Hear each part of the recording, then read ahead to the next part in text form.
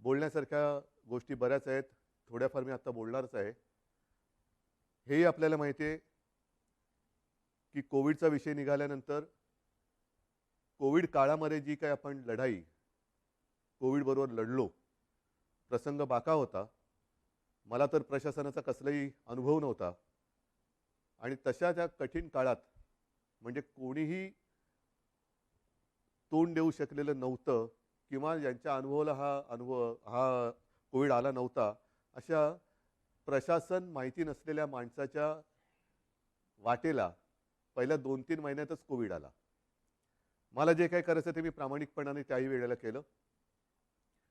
कोविडपासून सावध कसं राहायचं, काय काय करायचं, हे मी तुम्हाला का सांगतोय, कारण त्या दरम्यानच्या काळात जे काही सर्वे होत होते त्या सर्वेमध्ये देशातील सर्वोत्तम 5 टॉप मुख्यमंत्र्यांमध्ये तुमच्या सगळ्यांच्या मेहनतीमुळे आणि तुम्ही दिलेल्या सहकार्यामुळे महाराष्ट्राच्या मुख्यमंत्र्यांना तो एक त्याच्यामध्ये ती गणना केली गेली.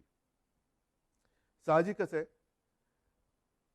आत्ताचा विषय कोविड हा जरी असला तरी तो विषय मी घेऊन तुमच्यासमोर आलेला नाही आहे. मी आलेलो आहे काही वेगळे मुद्दे घेऊन. जे काही मुद्दे गेल्या काही दिवसांपासून प्रसारमाध्यमातून आपल्यासमोर येत आहेत, मग ते शिवसेना आहे, ही शिवसेना बाळासाहेबांची आहे का, शिवसेनेने हिंदुत्व सोडलं आहे का, मग ही शिवसेना नेमकं कोण चालवतं आहे, मुख्यमंत्री भेटत का नाहीत, मुख्यमंत्री भेटत नव्हते, मुख्यमंत्री म्हणजे मी, हे गेल्या काही दिवसांपूर्वी सत्य होतं. ह्याचं कारण जी माझी शस्त्रक्रिया झाली होती तो अनुभव काय होता, त्या अनुभवाचं एक वर्णन नाही मी करत बसणार, पण त्याच्यानंतरचे 2-3 महिने हे फार विचित्र होते. मी कोणालाही भेटणं शक्य नव्हतं, म्हणजे भेटू शकत नव्हतो. म्हणून तो जो काळ होता तो मुख्यमंत्री कोणाला भेटत नाही हा मुद्दा बरोबर आहे. पण त्याच्यानंतर मी आता भेटायला सुरुवात केलेली आहे. जी जी काही कामं, बरं असंही नाही की मी भेटत नव्हतो म्हणजे कामं काही होत नव्हती. मी माझी पहिली कॅबिनेट मीटिंग ही हॉस्पिटलमध्ये बाजूच्या खोलीतनं अशीच ऑनलाईन केली होती आणि त्याच्यानंतर काम हे अव्यवहातपणे सुरू आहे. शिवसेना म्हणाल तर शिवसेना आणि हिंदुत्व हे दोन घट्ट एकमेकांमध्ये गुंफलेले जोडलेले हे शब्द आहेत. शिवसेना कदापि हिंदुत्वापासून आणि हिंदुत्व कदापि शिवसेनेपासून दूर होऊ शकत नाही. कारण शिवसेना प्रमुखांनी जो एक कानमंत्र दिलेला आहे की हिंदुत्व हा आमचा श्वास आहे. म्हणूनच गेल्या एक 8-15 दिवसापूर्वी आदित्य, एकनाथ शिंदे, त्यांच्याबरोबर आपले काही आमदार, खासदार, मंत्री हे अयोध्येला जाऊन आले. हिंदुत्वासाठी काय काय केले, कोणी कोणी काय काय केले, हेही बोलण्याची आत्ता वेळ नाही आहे. पण हिंदुत्वाबद्दल मी विधानसभेत, विधिमंडळात बोलणारा कदाचित पहिला मुख्यमंत्री असेल. मग नेमकं झालंय काय, ही शिवसेना कोणाची आहे? काही जण असं आरोप करतायत की किंवा असं भासवण्याचा प्रयत्न करतायत की आता काय बाळासाहेबांची शिवसेना राहिली नाही.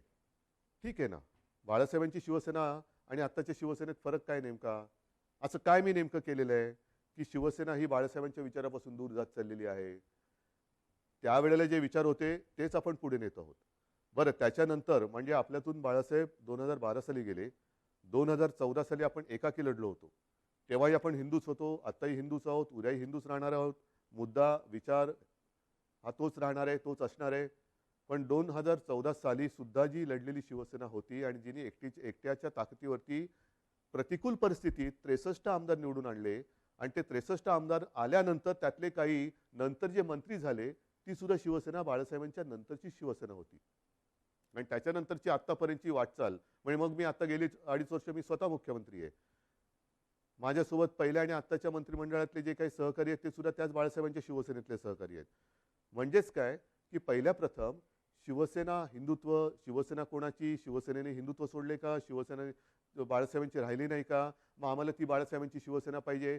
मग मधल्या काळामध्ये जे काय सगळं मिळालं ते बाळासाहेबांनंतरच्या शिवसेनेने दिलं, हे मी म्हणेन कृपा करून लक्षात ठेवा. मग आता मुद्दा काय आहे की सध्या राज्यामध्ये काय चाललेलं आहे. आपल्याला सर्वांना कल्पना आहे की शिवसेनेचे काही आमदार गायब, अमुक गायब, तमुक गायब, गेले कुठे. पहिले सुरतला गेले, त्याच्यानंतर आता म्हणतात गुवाहाटीला गेले. आता त्यातल्या काही आमदारांचे आपल्याला फोन येत आहेत, आम्हाला इकडे आणले गेले, आम्हाला परत यायचंय. आपल्यामध्ये इथे असलेल्या आमदारांना काही फोन येत आहेत. मला त्याच्यामध्ये जायचंच नाही आहे. हे जे माझं मनोगत आहे ती मी अवघ्या 5 मिनिटात संपवणार आहे. आणि ते एवढ्यासाठी की काल परवा जी आपली एक निवडणूक झाली विधान परिषदेची, त्या विधान परिषदेच्या निवडणुकीच्या आदल्या दिवशी हॉटेलमध्ये सगळे आपले आमदार होते.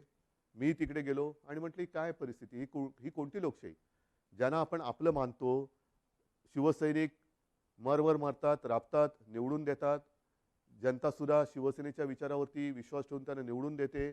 आणि आपली माणसं ह्यांना सुद्धा आपल्याला एकत्र ठेवावं लागतात का? अरे हा कुठे गेला बघा, तो कुठे गेला बघा, मग मध्येच कोणतरी गायब होतो. कुठे गेला होता? नाही मी जरा बाथरूमला गेलो होतो. म्हणजे बाथरूमला गेला तरी संशय. म्हणजे बाथरूमला म्हणजे असं म्हणतात की शंका ठीक आहे, पण लघुशंकेला गेला तरी शंका. ही कुठली ही शाही? ही अशी लोकशाही काय मला आवडणारी आणि पटणार नाही. आणि मला वाटतं बाळासाहेबांनाही पटत नव्हतं आणि आपल्यालाही पटणार नाहीये. मला एक मुद्दा काय सांगायचा आहे की मला कशाचाही अनुभव नसताना जे काय घडलं, मी इच्छेपेक्षा जिद्दीने करणारा माणूस आहे. इच्छा असो वा नसो, पण एकदा जबाबदारी अंगावर आली तर ती जबाबदारी मी पूर्ण जिद्दीने पार पाडण्याचा प्रयत्न करतो. आणि त्याच जिद्दीने मी शिवसेना प्रमुखांना दिलेलं वचन पूर्ण करणारच हा निश्चय मनाशी बाळगून रणांगणात उतरलो. त्यावेळेला मी आपल्यासमोर आलो होतो, आज सुद्धा समोर आलेलो आहे. कोणताही अनुभव नव्हता. आपल्याला तेव्हा नाईलाज झाला, वेगळा मार्ग पत्करावा लागला. काँग्रेस आणि राष्ट्रवादी हे गेले 25-30 वर्ष आपण त्यांच्या विरोधात, ते आपल्या विरोधामध्ये हे लढत आलेलो आहोत. मग त्याच्यानंतर हे जे काय घडलं हे सर्वांना माहिती आहे की काँग्रेस आणि राष्ट्रवादीने, विशेषतः पवार साहेबांनी, ती बैठक आमची तिन्ही पक्षाची झाली. त्या बैठकीमध्ये सगळं ठरलं आणि ते ठरल्यानंतर मला त्यांनी सांगितलं की उद्धव जरा 1 मिनिट बोलायचं आहे. म्हटलं काय बोलायचं? आता ठरलंय सगळं. नाही 1 मिनिट. आणि बाजूला खोलीत गेल्यानंतर त्यांनी सांगितलं की उद्धव हे सगळं ठीक आहे, पण जबाबदारी तुम्हाला घ्यावी लागेल.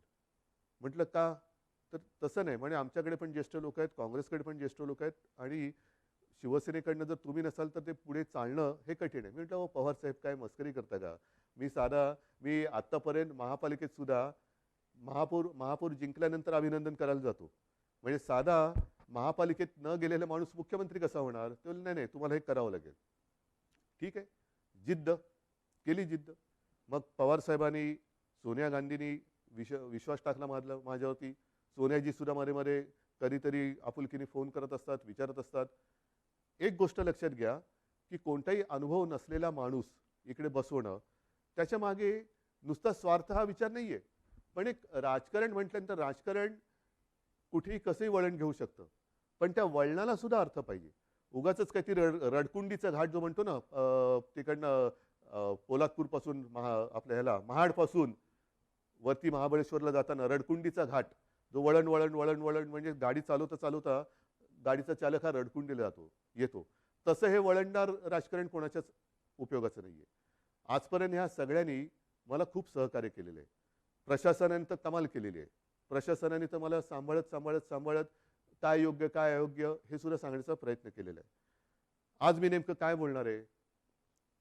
मला दुःख कशाचं झालेलं आहे, आश्चर्य कशाचं वाटलेलं आहे, धक्का कशाचा बसलेला आहे की काँग्रेस आणि राष्ट्रवादी म्हणाली की आम्हाला मुख्यमंत्रीपदी उद्धव ठाकरे नकोत.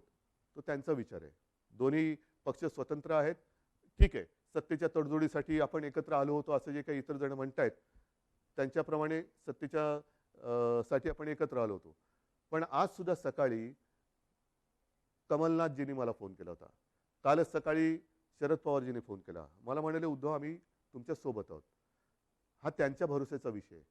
पण त्यांनी भरोसा माझ्यावरती ठेवल्यानंतर माझ्याच लोकांना जर मी मुख्यमंत्रीपदी नको असेल तर काय करायचं, हा मोलाचा प्रश्न आहे. माझीच लोक म्हणत असतील की ते ठीक आहे त्यांना हवे असतील पण आम्हाला तुम्ही नकोत. मग मला हेच म्हणायचं आहे की समजा माझ्या लोकांना, म्हणजे मी माझं म्हणतोय ते मला आता माझं आपलं मानतात की नाही मला माहिती नाही, कारण ते माझ्यासमोर नाही आहेत. तर तुम्ही इथे येऊन बोलायला काय हरकत होती? सुरतला जाऊन बोलण्यापेक्षा, आणखीन कुठेतरी जाऊन बोलण्यापेक्षा सरळ समोर यायचं आणि सांगायचं की उद्धवजी तुम्ही कारभार करायला नालायक आहात, हे कोविडच्या काळातले टॉप 5 वगैरे सोडून द्या, आम्हाला तुम्ही मुख्यमंत्रीपदी नको. ठीक आहे, चला मी उठतो.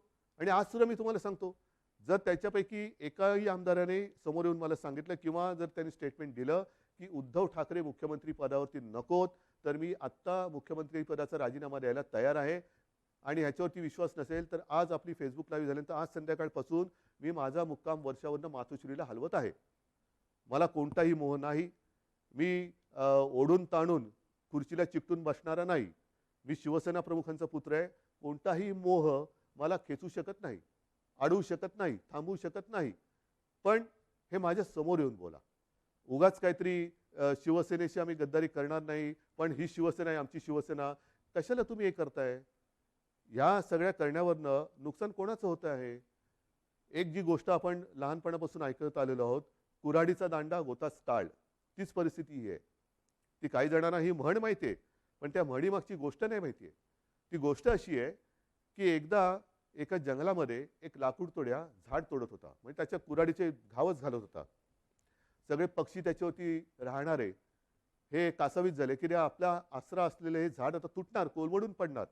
पण त्याहीपेक्षा हे घाव घालत असताना या झाडाला वेदना किती होत असतील. म्हणून ते पक्षी त्या झाडाशी बोलायला लागले. आपल्याला निसर्गाची भाषा येत नाही, पण निसर्ग एकमेकाशी एकमेकाच्या भाषेत बोलत असेल. तर पक्षी त्याच्याशी बोलायला लागले झाडाला की दादा तुला खूप दुखत असेल ना रे, खूप वेदना होत असतील ना रे, की तुझ्यावरती हे कुऱ्हाडीचे घाव पडतायत. झाडाने काय उत्तर द्यावं की मला वेदना होत आहेत, दुःख होतंय, पण ते घाव पडतायत म्हणून होत नाहीये. तर हा लाकूड तोड्या ज्या कुऱ्हाडीने घाव घालतोय त्या कुऱ्हाडीचं लाकूड हे माझ्या फांदीचं लाकूड आहे, त्याच्या मला वेदना जास्त होत आहेत, त्याच्या वेदना जास्त होत आहेत. हेच आज चाललेलं आहे, हेच आज चाललेलं आहे. कुऱ्हाडीचा दांडा हा आपला जे गोतास काळ म्हणजे आपली जी राजकारणातली जन्मदात्री आहे, शिवसेना आहे, तिच्यावरती तिचंच लाकूड वापरून घाव कोणी घालू नका.